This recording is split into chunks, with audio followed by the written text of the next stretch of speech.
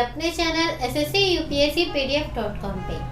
Guys, हमारा जो चल रहा है सेशन वो किसके बारे में चल रहा है? मेडिवल हिस्ट्री के बारे में। और हमने लास्ट क्लास में पढ़ा था सैयद डायनेस्टी के बारे में, और आज हम अपनी उसी क्लास को आगे कंटिन्यू करने वाले हैं और पढ़ने वाले हैं लोधी डायनेस्टी के बारे में। और हाँ, जिन बच्चों ने हमारी पुरानी वीडियोस नहीं देखी है, जाके पुरानी वीडियोस भी देखना, लिंक नीचे डिस्क्रिप्शन बॉक्स में गिवन है। और notes already free of cost आपको मिलेंगे हमारी वेबसाइट पे, जो कि है sscupscpdf.com पे, तो वहां से उन्हें आप कर सकते हैं कॉपी। अब बच्चों, बात करते हैं लोधी डायनेस्टी के बारे में। मैंने आपको लास्ट क्लास में क्या समझाया था कि जो लास्ट रूलर थे सैयद डायनेस्टी के, वो थे आलम शाह। आलम शाह डर गए थे कि जो बहलोल लोधी है वो उन पे हमला करने वाले हैं, और वो खुद ही दिल्ली को छोड़ के चले गए थे। और उसके बाद दिल्ली सल्तनत पे राज किया था बहलोल लोधी ने, जिसने आगे जाके अपनी डायनेस्टी बनाई, और वो ही कहलाई लोधी डायनेस्टी। जो लोधी डायनेस्टी है बच्चों, वो दिल्ली सल्तनत की लास्ट है, क्योंकि इसके बाद दिल्ली सल्तनत का ही अंत हो गया।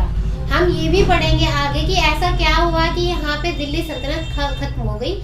लेकिन पहले शुरुआत करते हैं कि लोधी डायनेस्टी शुरू कहाँ से हुई और कौन कौन इसके अंदर रूलर रहे, और क्या इससे इम्पोर्टेंट क्वेश्चंस बनते हैं। तो लोधी डायनेस्टी का टाइम पीरियड क्या है बच्चों?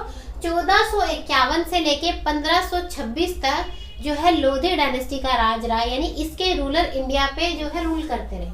सबसे पहले बात करेंगे बहलोल लोधी के बारे में। जैसे कि मैंने आपको बताया कि ये कौन थे, ये लोधी डायनेस्टी के फाउंडर थे, और ये बहुत ही ज्यादा जो है बुद्धिमान कह लो आप, या फिर कह लो बहुत ही ज्यादा वीर थे। क्योंकि देखो, इतने वीर थे, ये शायद इतने ताकतवर थे कि सैयद डायनेस्टी के जो रूलर थे उन्होंने बिना लड़ाई के ही मैदान छोड़ दिया। तो मान लो, सोच लो कि कितने ज्यादा वीर थे कि खाली इनके नाम से ही वो लोग दिल्ली सल्तनत छोड़ के चले गए।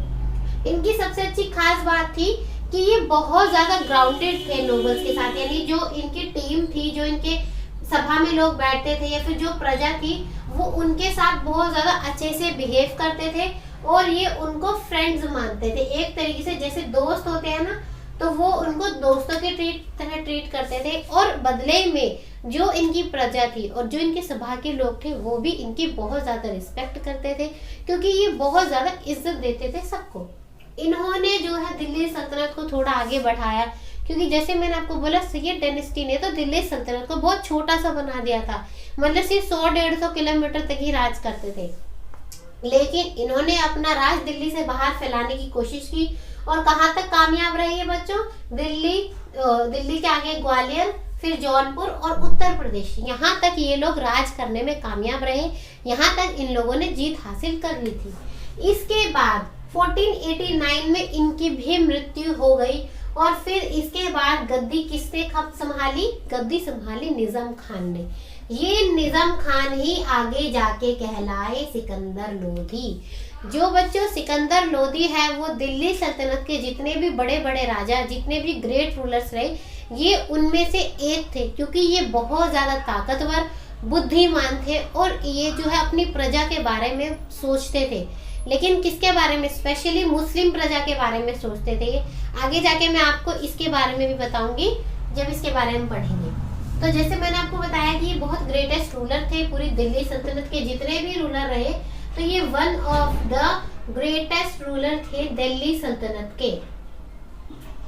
अब मैंने आपको क्या बताया कि वो बहुत अच्छे शासक थे, बहुत ज्यादा जो है उनको टेक्निक्स पता थी कि किस तरीके से मैं अपना राज्य को बनाऊं, किस तरीके से मैं क्या नीति अपनाऊं कि मैं आगे जाने वाले एरियो पे भी जो है राज कर सकता हूं। तो इसी के तहत इन्होंने भी अपनी डायनेस्टी को थोड़ा आगे बढ़ाया, और उत्तर प्रदेश से ये आगे बढ़े और बिहार तक इन्होंने अपनी डायनेस्टी को पहुंचा दिया। इन्होंने बच्चों क्या किया? इन्होंने जो है अलग अलग जगह मॉस्क्यूज बनाए। इन्होंने क्या किया? मॉस्क्यूज बनाया, और वहाँ पे इन्होंने टीचर्स अपॉइंट किए कि जो बच्चे पढ़ नहीं सकते या फिर जिनके पास पैसे नहीं है, तो जो बच्चे हैं उनको वहाँ पे शिक्षा मिले, उनको इस्लाम धर्म की शिक्षा मिले, उनको सारी चीज़ें सिखाई जाए, कला नीति सिखाई जाए। तो इसके लिए इन्होंने मस्जिद यानी मॉस्क्यूज का निर्माण किया, और वहाँ पे टीचर्स अपॉइंट करें बाकायदा, जो बच्चों को पढ़ा सके। तो उनको पढ़ने में और पढ़ाने में बहुत इंटरेस्ट था, तो इसलिए उनको जो कोर्ट है या उनका जो साम्राज्य है उसको सेंटर ऑफ लर्निंग भी कहा जाता था। तो आपको याद रखना है कि किसका कोर्ट था जिसको सेंटर ऑफ लर्निंग कहा जाता था, तो वो थे सिकंदर लोधी। और हाँ, एक और जो क्वेश्चन बनता है एग्जाम में बहुत बार पूछते हैं, वो क्या है कि लोधी डायनेस्टी को किसने ढूंढा था, किसने बनाया था, किसने फाउंड किया था, तो वो थे बहलोल लोधी। अब इसके बाद जैसे मैंने आपको बताया कि वो ज्यादातर अच्छे किसके लिए थे, वो सिर्फ अच्छे लिए थे मुस्लिम लोगों के लिए, क्योंकि वो मुस्लिम लोगों के यानी अपने रिलीजन के फेवर में रहते थे। इनका सबसे बड़ा नेगेटिव पॉइंट क्या था कि ये अपने धर्म को ही मानते थे, बाकी कोई भी धर्म है, इस्लाम धर्म के बिना कोई भी अगर धर्म है तो उसकी इनकी नजरों में कोई इज्जत नहीं थी। ये सबको जबरदस्ती करते थे जो इस्लाम धर्म है, जो मुस्लिम धर्म है, वो अपनाने के लिए। मतलब ये बहुत ज्यादा जो है रिलीजन इनके लिए मैटर करता था और इनकी कोशिश यही रहती थी कि जितने भी हिंदू हैं मैं सबको इस्लामिक बना दूं। और इसीलिए ये जो है वहाँ पे जो भी टेम्पल्स बने होते थे ये उनको भी तोड़ने का जो है फरमान देते रहते थे कि ना तो टेम्पल बचेंगे ना वो अपना हिंदू धर्म मानेंगे। उन्हें क्या धर्म मानना होगा, उन्हें मानना होगा मेरा इस्लाम धर्म। इसलिए जो है ये स्प्रेड करना चाहते थे इस्लाम को। और जो भी मैंने आपको बताया कि इन्होंने टेम्पल्स को भी तोड़ने का जो है ऑर्डर दिया था। इसके बाद बच्चों इन्होंने एक बहुत क्या खास बात है जो एग्जाम में अक्सर पूछी जाती है कि वो कौन से राजा है जिसने अपनी कैपिटल दिल्ली से आगरा में शिफ्ट कर ली। तो बच्चों सिकंदर लोधी ही वो राजा है जिसने अपनी कैपिटल को चेंज करके बना दिया आगरा। और जो आगरा सिटी है, आगरा सिटी के फाउंडर भी यही हैं। एग्जाम में पूछता है फाउंडर ऑफ आगरा सिटी, तो कौन थे फाउंडर ऑफ आगरा सिटी, वो है सिकंदर लोधी।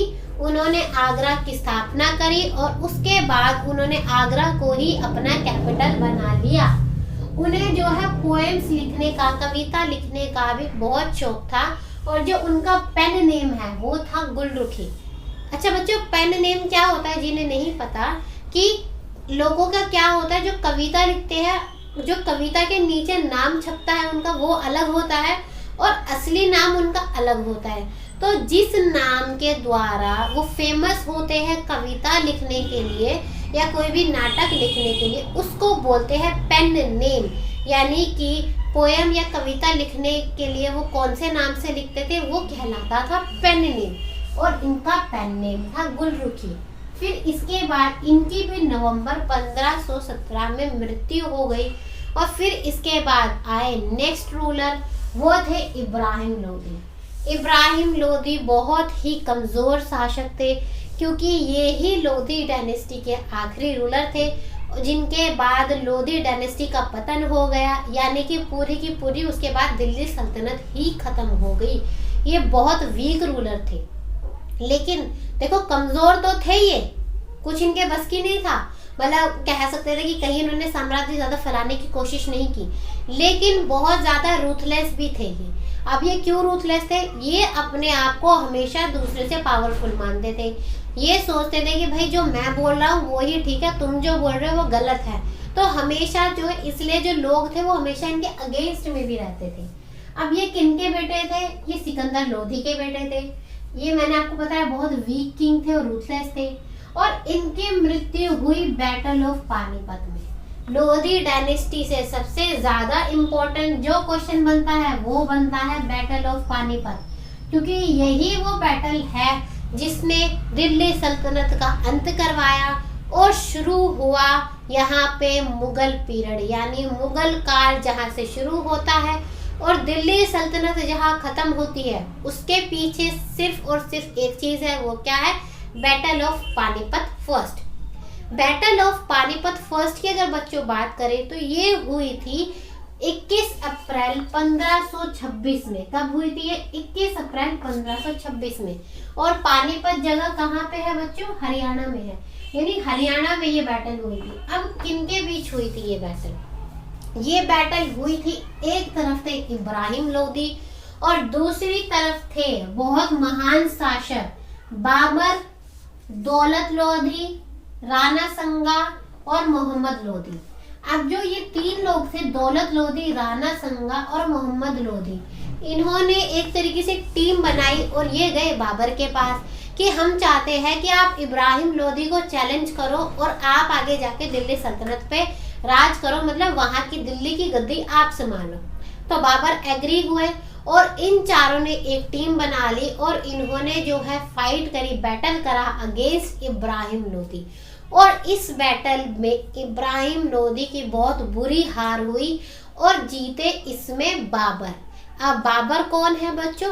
बाबर वो ही है जिसने मुगल शासन की, यानी कि मुगल पीरियड की जिसने नींव रखी, वो शासक था बाबर। इसलिए ही यहाँ पे बोला जाता है कि जब देखो इब्राहिम लोदी खत्म हो गया तो लोदी डायनेस्टी खत्म हो गई, लेकिन जीता कौन? बाबर। अब बाबर ने जीत के दिल्ली सल्तनत को आगे नहीं बढ़ाया, उसने अपना नया काल चलाया जो था मुगल काल।